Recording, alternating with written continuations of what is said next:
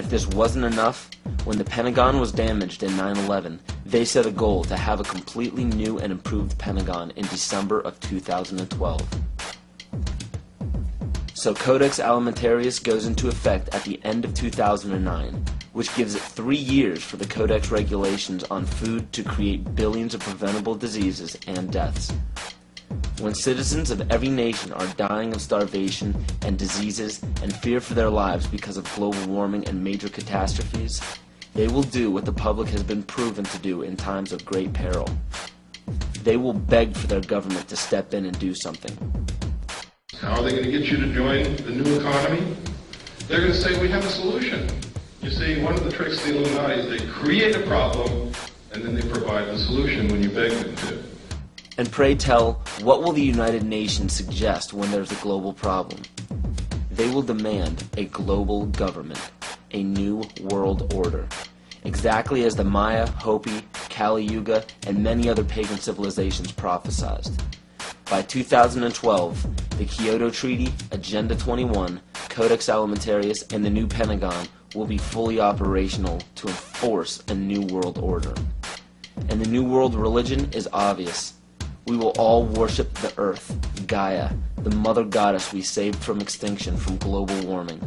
We will be told that to keep from repeating the mistakes that we made in the past, we must hold the earth in higher regard than humans, just as pagan traditions require. This is too obvious to ignore. It is right in front of our faces, and yet we still refuse to see it.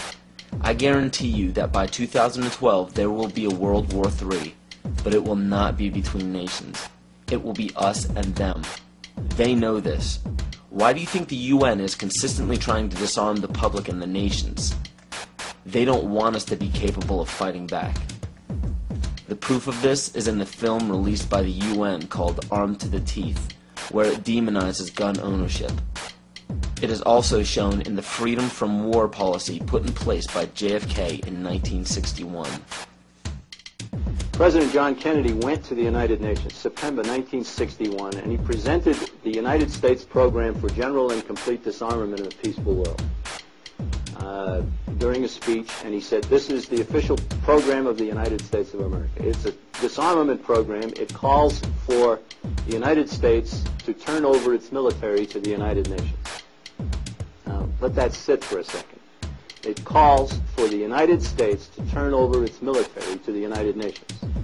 The program ends by saying progressive controlled disarmament would proceed to a point where no state would have the military power to challenge the progressively strengthened UN peace force. The UN would have all military power.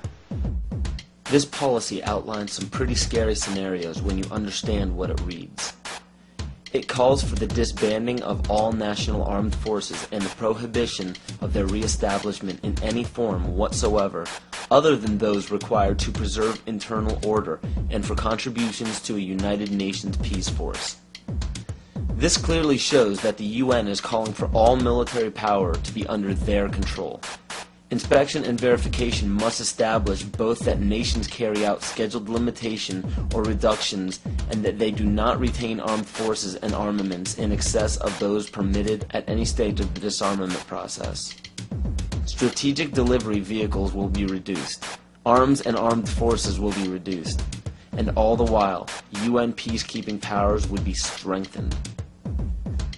A UN Peace Observation Group would be available to investigate any situation which might constitute a threat to or a breach of the peace.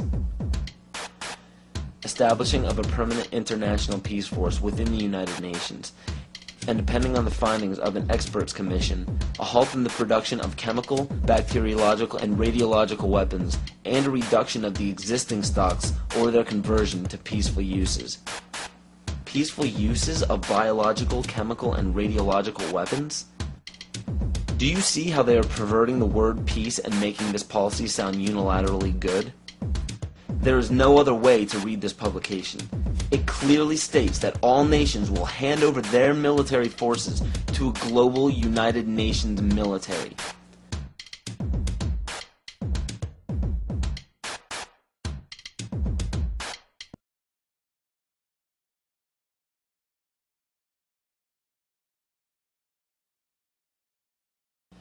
The U.S. population is currently around 300 million.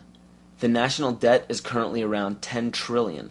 So the current debt, when divvied among the American people, comes out to approximately $33,000 and has been growing at a national rate of $1.46 billion a day since 2006.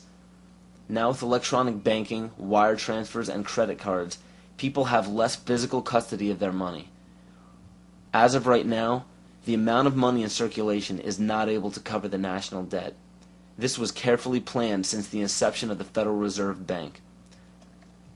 And the next planned step by the elite is already in play. George Bush signed a bill implementing the North American Union. President Bush signed a formal agreement that will end the United States as we know it. And he took the step without approval from either the U.S. Congress or the people of the United States. I think one thing people who are dollar-based need to focus on is the Amero. That's the one thing that nobody's talking about that I think is going to have a big impact on everybody's life in Canada, the U.S., and Mexico. The Amero is the proposed new currency for the North American community, which is being developed right now between Canada, the U.S., and Mexico to make a borderless community, much like the EU, and the dollar, Canadian dollar, U.S. dollar, and the Mexican peso replaced by the Amero. You see, the domination of government by business is called fascism. And I'm kind of wondering how many people know what NAFTA is, the North American Free Trade Agreement. Because under Chapter 11 of the NAFTA agreement, NAFTA tribunals trump all U.S. law if it conflicts with either A, World Bank's International Center for the Settlement of Investment Disputes, or B, UN Commission for International Trade Law. Now, that sounds scary enough, but when you understand what that reads, it also gives the power to violate the First and Second Amendment, which is saying, bye-bye to the Constitution. This will weaken national sovereignty and bankrupt the dollar we use now.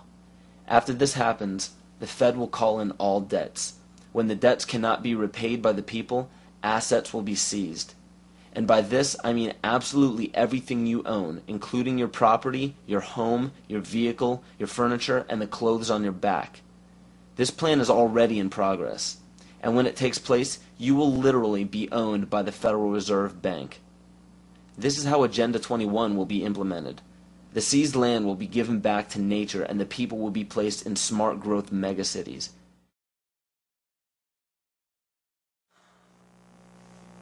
So what are we to do? There is an overabundance of information out there for anyone to see pertaining to why this situation seems so hopeless and out of our control. But in all honesty, there is even more information out there about how to protect ourselves. The only problem we face is that most people don't know how to apply this information to their own lives, and rarely anybody takes the time to spell it out for us. There are many great teachers out there. Teachers who have dedicated their lives to protecting the people who need protecting the most. The teacher has the most difficult role in our society because nobody likes attaining true knowledge. True knowledge encompasses all aspects of existence, good and bad. Most others do not. Hearing true knowledge upsets people because it implies that we were wrong at one point in our lives. And another character flaw is our desire to apply absolute truths to unstable foundations in our life. When we do so, we build a structure that we hope will define us best when we're reaching the end of our life on earth. So everything we think we are, everything we tell others we are, everything we base our life-changing decisions off of, is all depending on a foundation that could crumble at any moment. And because we've been told our entire lives that there are certain guidelines and mores we must follow to be a decent human being, we deny everything that may pose a threat to our unstable foundation. This is why we despise true teachers. We lump these teachers into the same category as terrorists, and the method for spotting these teachers and terrorists are just as flimsy and ridiculous as the methods used to spot witches.